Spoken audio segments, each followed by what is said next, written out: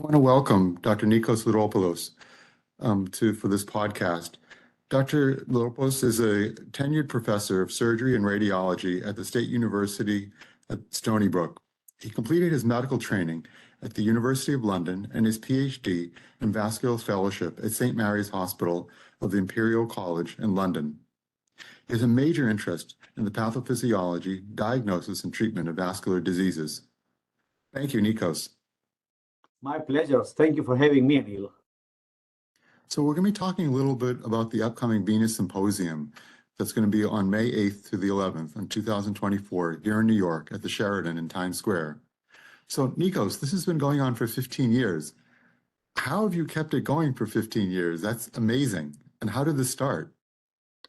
Anil, there's a lot of positive energy, and with all these discoveries and attention to the venous and lymphatic world, it became, easier. And myself, I used to organize meetings before the Venous Symposium and participated, in many national societies. So I thought, living in New York is a fantastic location. So New York actually made it easier to host a meeting in Manhattan and attract, the elite of the planet for such a vibrant meeting. So what are you excited about the meeting that's coming up? What's new?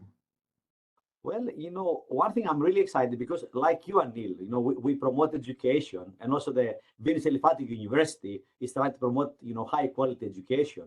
And we are excited because we have, brought the world together, and we have, anything from wound care, anything of any type of edema, and A to Z on venous disease discussed, in my opinion, in the most interactive manner. The way we do it is because we bring our patients live on stage, not just one. We bring around 20 patients with different conditions before, after procedures, and we discuss with the patient what are the issues, what has happened, if there are still complications, how could be the resolved, and on top of that, we perform physical and ultrasound exam on the stage. And to me is exciting because any member, any participant can ask anything they want live. And this interactivity has brought the meeting like to a different level. More importantly, I'm very proud because I myself really care to have a lot of trainees. And I started this in 2015. Last year, Anil, we had 151 vascular residents and actually trainees, not just vascular, from interventional radiology, interventional cardiology, phlebology, vascular medicine. And it's nice to see all these young people to engage into the venous and lymphatic world and get connect with the industry, technology, network with excellent people around the planet, and giving a new, how do you call it, dimension, right? Bringing excellent people into venous diseases as early as possible. Talking about the trainees, which other type of people should be attending the meeting? What other people in vascular disease should be coming to this meeting? Typically, we have people coming from, there are vascular surgeons, phlebologists, interventional radiologists, interventional cardiologists, but also vascular technologists, physical therapists, nurse practitioners, physical therapists, surgical tech sometimes, engineers from usually the different companies. I mean, basically, in a way, anyone who has an interest in taking care of patients with vein and lymphatic disease.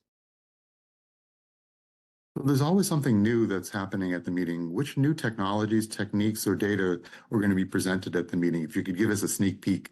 Sure. Anil, in our meeting for the last few years, I've done a session which based on new methods, early results, for new techniques. So there is an hour session every day in the evening. So people present really, design of new trials, ongoing trials, interim analysis of the trials. And then we have basically data that come from the Defiance from Inari, right? Other data come from Steve Black in London when using local steroids into the post-robotic link, for example. And it will be a new technology, the high intensity focused ultrasound to treat the saphenous vein, basically without anesthesia, without nothing, just sending an ultrasound beam from your skin to the vein.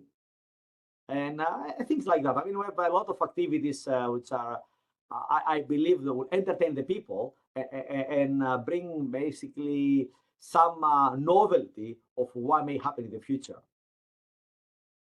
I love that idea of some of the new technology, but also you're such an expert with ultrasound technology. You're one of the leading people in the world in this, that it's really great to hear some new ideas from experts from all around the world. How have you maintained such an excellent cadre of speakers? I mean, the organizers, the speakers are just top notch from all around the world. Well, Anil, I've done one simple thing. You know me, I like to contribute to the society, and I support all the societies. In fact, SIR, AVLS, and AVF, they have their own session in our meeting.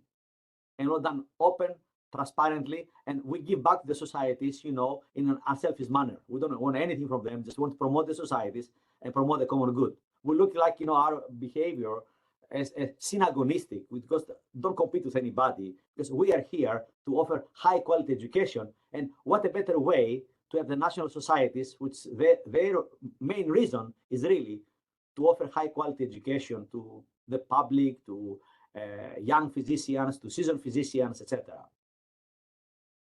Looking forward to the meeting. It sounds like it's going to be very exciting here in New York in May. 15th anniversary. Congratulations, Nicos, and thank you for agreeing to this podcast.